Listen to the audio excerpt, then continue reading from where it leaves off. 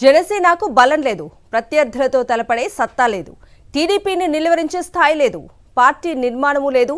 ఏమీ లేని జనసేన 24 సీట్లు కాకుండా ఎక్కువ సీట్లు ఎలా తీసుకుంటుంది?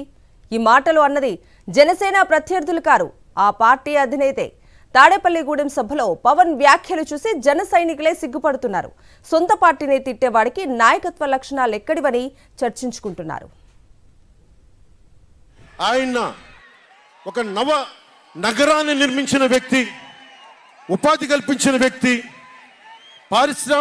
పారిశ్రామికవేత్తల్ని తరలించిన వ్యక్తి, స్వచ్ఛందంగా వచ్చిన వ్యక్తి. ఆయన అనుభవం చాలా కావాలి రాష్ట్రానికి, అందుకనే పొత్తు పెట్టుకున్నాం. అలాగే మనకు కూడా పోల్ మేనేజ్మెంట్ తెలుసా? ఆర్గనైజేషన్ బలం ఉందా? సంస్థాగతంగా పాతికిపోయిన తెలుగుదేశం పార్టీలతోటి మనం పోటీ పడగలమా? అలాగే నాకు కానీ జనసేన పార్టీకి కానీ సలహాలు సూచనలు అవసరం లేదు. సలహాలు సూచనలు ఇచ్చేవాళ్ళు అక్కర్లేదు. నన్ను ప్రశ్నిస్తారు మీరు నిజంగా మటుకు నా మద్దతుదారులు అయితే నన్ను ప్రశ్నించకండి.